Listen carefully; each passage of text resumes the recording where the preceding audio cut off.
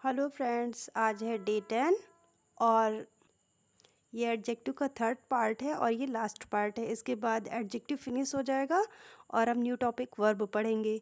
मैंने 3 topic finish कर दिए हैं। First one is noun, second one is pronoun and third one is adjective. ये इसका लास्ट वीडियो है। अगर आपने एक भी वीडियो नहीं देखी है तो सजेस्ट करूँगी आप डे 1 से अच्छे से देखिए। और अगर आपको अच्छा लगता है तो आप मेरे चैनल को सब्सक्राइब करिए और जिन्हें इसकी नीड हो उन तक इसको शेयर करिए। चलिए आज की क्लास स्टार्ट करते हैं। Correct use of some adjective. आज हम पढ़ेंगे correct use of some adjective. कुछ एडजेक्टिव्स हैं, इन्हें डिटरमाइनर भी कह सकते हैं। ये डिटरमाइनर भी एडजेक्टिव का ही एक पार्ट होता है। तो उनका कैसे यूज़ किया जाता है उनके बारे में हम आज पढ़ेंगे। ऑल एंड बोथ, 2 वर्ड हैं, ऑल बोथ। ऑल का अर्थ होता है सारा, जबकि बोथ का अर्थ होता है दोनों। जब हम सबकी बात करते हैं तो वहाँ हम ऑल का यूज़ करते हैं, लेकिन जब 2 लोगों की बात करते हैं वहाँ हम बोथ का यूज़ करते हैं। जैसे इसका एग्जाम्पल लिया है मैंने, all the mangoes are sweet. यहाँ पे कितने मैंगोज़ की बात हो रही है? सारे मैंगोज़ की। तो all the mangoes are sweet. Both Ram and Shyam are strong. Both means दोनों। यहाँ पे किसकी बात हो रही है? राम और श्याम की। फिर सेकंड वन है मैनी मच। मैनी मैनी किसके लिए यूज़ किया जाता है? संख्या प्रकट करता है। मीन्स जब कोई चीज़ काउंटेबल होती है वहाँ पे हम मैनी का यूज़ करते हैं। और मच परिणाम के बोध में होती है और इसे हम कह सकते हैं कि हम ये अनकाउंटेबल के लिए यूज़ होती है। मैंने नाउन में ये चीज़ समझाई भी है।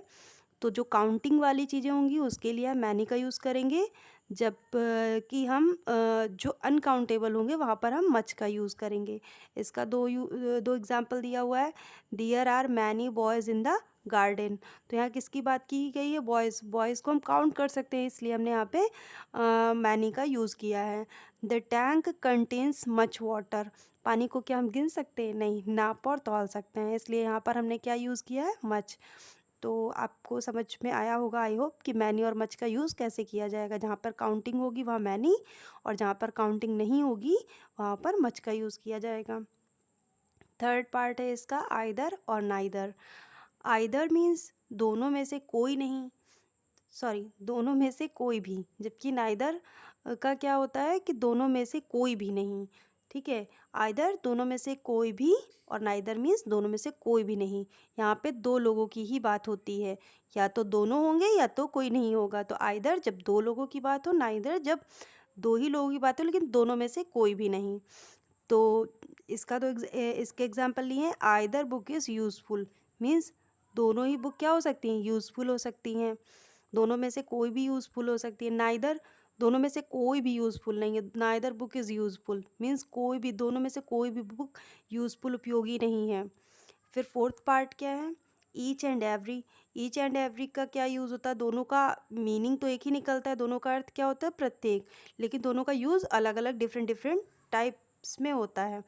ईच का, यहाँ पे ईच का प्रयोग 2 से अधिक, 2 या 2 से अधिक के लिए होता है, लेकिन एवरी का प्रयोग किसके लिए होता है? सदैव 2 से अधिक के लिए प्रयोग किया जाता है।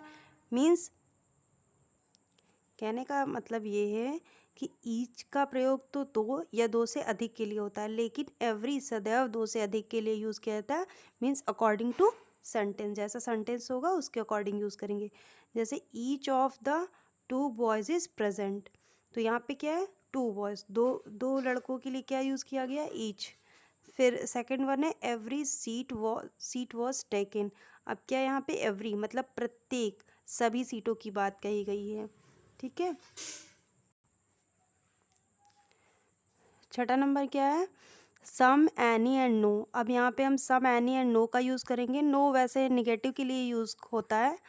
सम, एनी, सम का प्रयोग अफर्मेटिव सेंटेंस के लिए होता है, सब अफर्मेटिव सेंटेंस में कुछ के अर्थ में, तथा नो और एनी का प्रयोग निगेटिव तथा इंट्रोगेटिव सेंटेंस में होता है।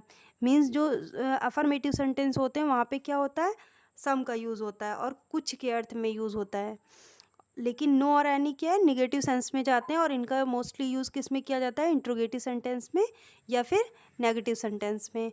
इसके 2 एग्जाम्पल लिए हैं। He has bought some books. अब यहाँ पे क्या है, कुछ किताबें, उसने कुछ किताबें, ठीक है, खरीदी। तो यहाँ पे सम बुक्स किसके लिए यूज़ किया गया, बुक्स के लिए। हैव यू एनी नॉवेल, क्या तुम्हारे पास कोई नॉवेल है। तो यहाँ पे कोई निगेटिव मीन्स पूछा जा रहा है, और ये भी हो सकता है कि नहीं भी हो, तो इसलिए यहाँ पे निगेटिव सेंस में ही पूछा जा रहा है कि एनी नॉवेल। फिर क्या है, few, a few, the few, ये क्या है, काउंटेबल के लिए हमेशा यूज़ किए जाते हैं। और यहाँ पे little, a little, the little, ये अनकाउंटेबल के लिए यूज़ किया, मोस्टली एक ही जैसा होता है, बस फ़र्क इतना होता है कि ये हमें काउंटेबल के लिए यूज़ करना होता है और ये अनकाउंट। फ्यू, अ फ्यू और द फ्यू, ये क्या होंगे, काउंटेबल के लिए यूज़ किए थे। Few means not many, hardly any, मतलब कि वहाँ पे ना के बराबर जहाँ बात होगी वहाँ क्या यूज़ करेंगे, फ्यू। आ फ्यू, सम का भी हमने जैसे पढ़ा ही कि जहाँ पे बहुत थोड़े से या कुछ की बात होगी वहाँ पे हम आ फ्यू का यूज़ करेंगे। The few, not many but all there are, means ज़्यादा नहीं लेकिन जितना भी है, जो भी थोड़ा सा है, सब, उसके बारे में बात करते हैं द फ्यू लगाकर। अब इसके एग्जाम्पल से आप अच्छे से समझ पाएंगे, जैसे few women can keep secrets, कुछ औरतें ही रहस्य या उनको संभाल के रख सकती हैं। तो ये तो सबको पता है, किसी के पेट किसी भी औरत के पेट में कोई बात नहीं पचती है, तो आप उससे रिलेट कर सकते हैं कि बहुत रेयर, बहुत ही कम, ना के बराबर होंगी जो सीक्रेट्स रख पाती हैं। Second one is he asked me a few question, उसने मुझसे कुछ क्वेश्चन पूछे, मीन्स बहुत थोड़े से। फिर the few friends he has are honest, means बहुत कम दोस्त होते जो भी हैं, मतलब जो भी दोस्त हैं वो कैसे हैं, ईमानदार हैं। तो यहाँ पे द फ्यू का समझ में आया आपको कि जो भी हैं थोड़े से, लेकिन वो क्या हैं, ईमानदार हैं।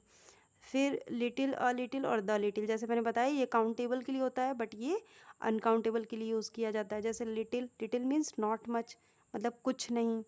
अ लिटिल सम, नॉट मच, मतलब कुछ थोड़ा सा। The little, not much but all that is, मतलब वही सेम मीनिंग कि जो कुछ भी है थोड़ा सा लेकिन सारा, सब। इसके एग्जाम्पल से आप अच्छे से समझेंगे।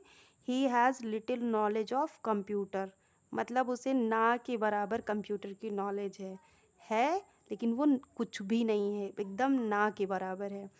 फिर सेकंड वन है a little knowledge is always dangerous, means जो कुछ थोड़ी सी नॉलेज होती है वो क्या होती है, हमेशा खतरनाक होती है। थोड़ी सी नॉलेज पे हमेशा कुछ काम नहीं करना चाहिए हमें, मतलब किसी भी काम की अच्छी नॉलेज होनी चाहिए। Third one is the little money I had was stolen, मतलब मेरे पास जो थोड़ी सी मनी थी, जो भी थोड़ी सी मनी थी, सब क्या हो गई, चोरी हो गई थी। तो आपको समझ में आया, इन एग्जाम्पल्स से तो आपको अच्छे से समझ में आ गया होगा। लास्ट के 2 बचे हुए हैं, ये आप समझिए। नियर एंड नेक्स्ट, इनका यूज़ किस लिए किया जाता है, नियर दूरी के लिए किया जाता है, जबकि नेक्स्ट का क्रम के लिए किया जाता है, मीन सीक्वेंस बताने के लिए किया जाता है। जैसे यहाँ पे नियर के लिए हमने एक एग्जांपल लिया, Ram lives near to my school, Ram मेरे स्कूल के पास रहता। तो यहाँ पे क्या है, दूरी के क्रम में बात की गई है कि कितनी दूरी पर रहता है।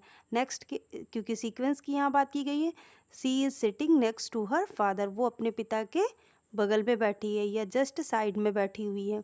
तो यहाँ पे क्या है, नेक्स्ट, ये क्या दिखा रहा है, क्रम दर्शा रहा है, और नियर दूरी के लिए दर्शा रहा है कि उसका स्कूल कहाँ है, Ram lives near to my school, वो मेरे घर के पास रहता है। तो यहाँ पे दूरी के बारे में बात की जा रही है। एज सो एज, इसका भी यूज़ एक बार समझते हैं। एज और एज का यूज़ कहाँ किया जाता है, तुलनात्मक वाक्यों में किया जाता है, लेकिन जहाँ पर सिमिलरली बात हो, लाइकलीनेस मीन्स एक जैसी ही बात हो, वहाँ पे हम एज का यूज़ करते हैं। लेकिन सो एज का यूज़ कहाँ करते हैं, जब हम तुलना तो करते हैं लेकिन किस बारे में, अनलाइकलीनेस में या डिसमिलैरिटीज़ में, जहाँ पे निगेटिव वाक्य बने, जहाँ पे तुलना तो की गई लेकिन निगेटिविटी की तुलना की गई है, मीन्स निगेटिव ही, दोनों सिमिलर नहीं होंगे। अब यहाँ पे एक एग्जांपल से समझते हैं। He is as intelligent as his sister, वो उतनी बुद्धिमान है जितनी उसकी बहन है। तो मतलब क्या है, वहाँ पे जो बुद्धिमानी की तुलना की गई, और दोनों, सॉरी, वह लड़का वो उतना बुद्धिमान है जितना कि उसकी बहन। तो यहाँ पे क्या है, उसकी तुलना किससे की गई है, बहन से की गई है, और दोनों में क्या है, सिमिलरली की, मतलब इक्वालिटी या एक जैसी ही चीज़ के लिए तुलना की गई है, ठीक है। फिर क्या है, he is not so intelligent as his sister, वो उतना बुद्धिमान नहीं है जितना कि उसकी बहन। तो यहाँ पे क्या है कि मतलब तुलना तो की गई, लेकिन क्या बताया गया कि वो उतना नहीं है। यहाँ पे सेंटेंस निगेटिव फॉर्म में जा रहा है, यहाँ पर पॉजिटिव फॉर्म में जा रहा है। आई होप ये वीडियो से आपको एडजेक्टिव्स एंड डिटरमाइनर्स के बारे में अच्छे से समझ में आया हो। अगर आपको अच्छा लगा हो, आपको समझ में आया हो, तो आप इसे लाइक करिए, जिन्हें इसकी नीड उसे शेयर करिए, मेरा चैनल सब्सक्राइब करिए। और मैं बेसिकली ये इसीलिए कर रही हूँ, जो बच्चे इस कोचिंग नहीं अफोर्ड कर पाते हैं उनके लिए, तो आप प्लीज़ उन तक ये चीज़ पहुँचाने की कोशिश करिए।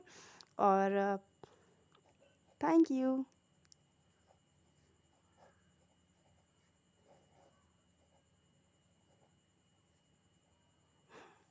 Thank you.